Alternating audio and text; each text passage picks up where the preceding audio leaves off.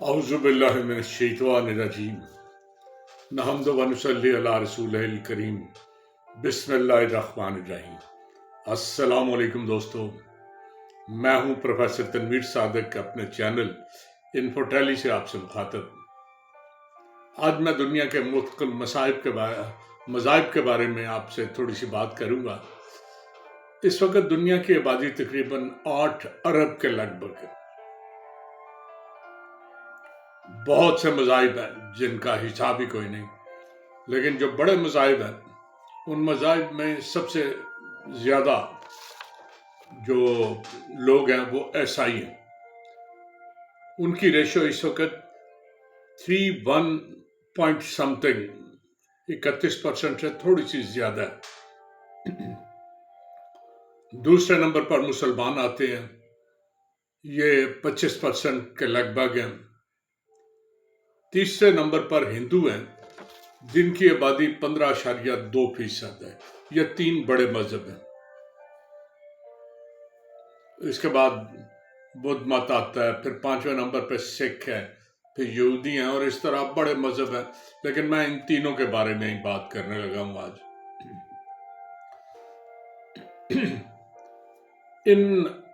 इन सारे मज़ाहिब के कुछ मुकद्दस मुकामात भी हैं जहां ये लोग जाते हैं।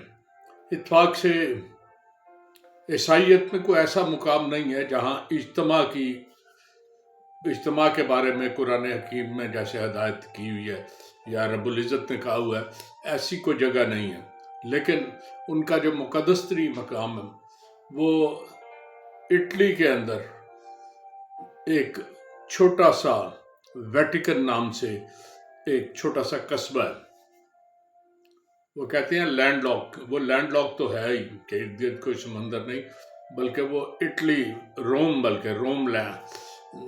लॉक है, यानी रोम शहर के अंदर एक, जैसे आप लाहौर में आप मॉडल टाउन कह लें तो मॉडल टाउन को इंडिपेंडेंट मुल्क करार दे दिया जाए, या कोई ऐसी जगह, बिल्कुल इसी तरह का वेटिकन सिटी जो है वो इंडिपेंडेंट स्टेट है लेकिन रोम शहर के अंदर वाक़या।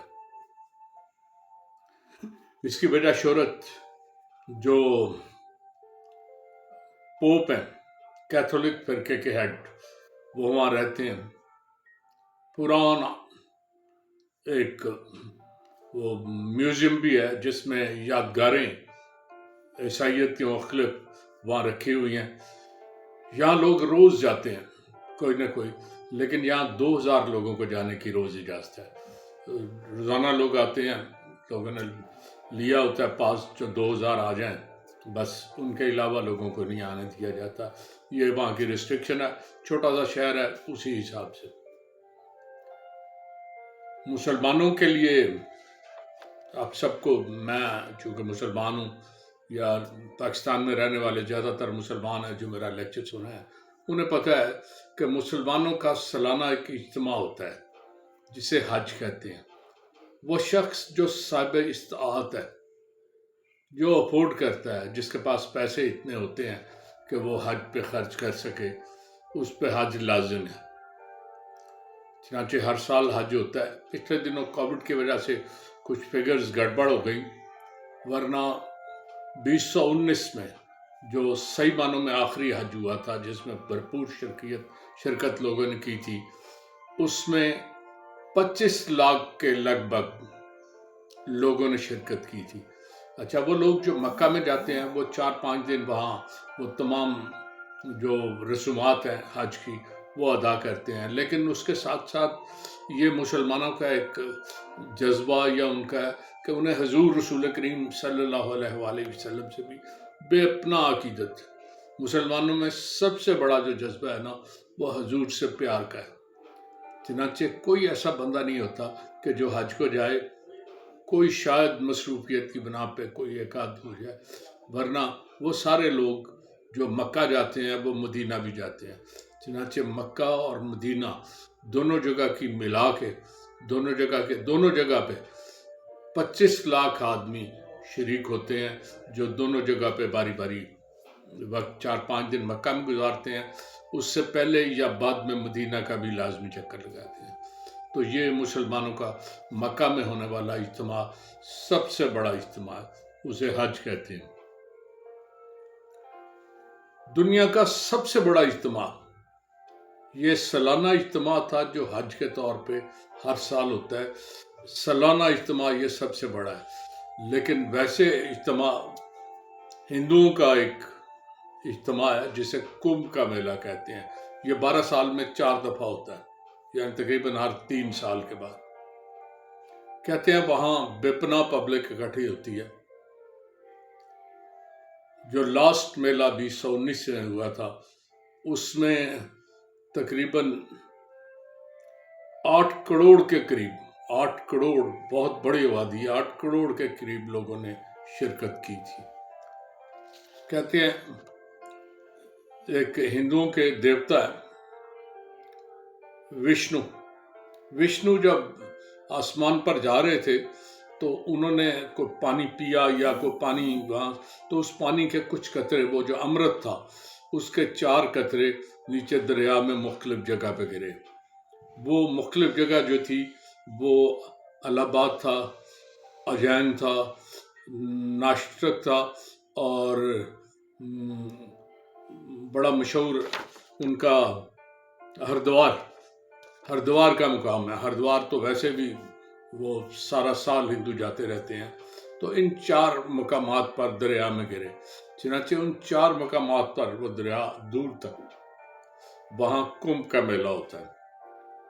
ہندو دور دور سے جب کمبھ کا میلہ اناؤنس ہوتا ہے تو وہ اکٹھے ہوتے ہیں اور وہاں نہاتے ہیں درمیان۔ ان کا خیال ہے وہ پانی پاک ہے اور اس میں نہانے سے ان کے سارے گناہ جو ہے چڑھ جائیں گے۔ اچھا، ایک بات مجھے جاتے جاتے یاد آئی، آپ قرآن حکیم میں دیکھیں مسلمانوں کا ذکر آئے گا، اسلام کا ذکر آئے گا، عیسائیت میں دیکھیں کرسچینٹی کا ذکر آئے گا، کرسچنس کا ذکر آئے گا۔ ہندوؤں کی آپ جتنی مقدس کتابیں ہیں، وہ چاہے رامائن ہے، چاہے گیتا ہے، یا جو بھی کتاب ہے، چاروں کتابیں، تینوں جو مشہور کتابیں ہیں، تینوں کا ہندو کا لفظ کہیں یوز نہیں ہوا، کہیں آپ کو ہندو کا نام تک نظر نہیں آئے گا۔ پتہ نہیں یہ کیسے، بیسیکلی یہ وشنوازم تھا، پھر شیوازم آیا، اس طرح بہت سے مذہب آ کے اکٹھا ہو کے ہندو، میں نے اس سے پہلے بھی کہا تھا کہ ہندو کے لوگوں میں نے کالا، جب وہ جو ادھر سے پہاڑوں سے لوگ اتر کے آئے ہیں، انہوں نے آ کے جب ان علاقے میں آ کے دیکھا تو یہاں کالے کالے لوگ تھے جو دریا کے کنارے پہ آباد تھے۔ انہوں نے انہیں قتل و غارت کی، ان کی عورتوں کو اپنا غلام بنا لیا، مردوں کو مار دیا۔ چنانچہ یہ اب ساری مکسڈ نسل ہے جو ہمارے یہاں چل رہی ہے۔ ہم لاکھ کہیں کہ کوئی محمد بن قاسم کے گھوڑے کے 5 ساتھ بھاگ کے آیا، کوئی کہ محمود غزنوی کے ساتھ میں بیٹھا ہوا تھا، کوئی کچھ کہے، لیکن اصل بات یہی ہے کہ ہم سارے کے سارے مکسڈ نسل ہیں۔ اور وہ جو ایرینز اوپر سے آئے تھے، انہوں نے یہاں کی عورتوں کے ساتھ جب شادیاں کی تو کچھ سانولا رنگ گورے کی نسبت ہمارا مکس رنگ، گندمی رنگ، جو صحیح ایرین ہے، وہ جرمن کے لوگ دعویٰ کرتے ہیں کہ ہم صحیح ایرین ہیں۔ چنانچہ یہ 3 اجتماع میں نے آپ کو بتایا کہ وہ جو ویٹیکن سٹی ہے، عیسائی 2000 کے قریب روزانہ اکٹھے ہوتے ہیں، اس سے زیادہ وہ اجازت نہیں دیتے، محدود شہر ہے۔ مکہ معظمہ میں حج کے وقت 25 لاکھ کا، اور یہ دنیا میں سب سے بڑا اجتماع ہے جو سالانہ بغیر فیل ہر سال ہوتا ہے۔ اس کے بعد تیسرا اجتماع جو ہر 3 سال بعد ہوتا ہے، وہ کمبھ کا میلہ ہے، وہ بہت زیادہ، اس میں نے کہا کہ 8 کروڑ ہندو شریک ہوئے ہیں۔ تو آج یہی انفارمیشن آپ تک پہنچانی تھی، اجازت چاہوں گا، بہت بہت شکریہ، اللہ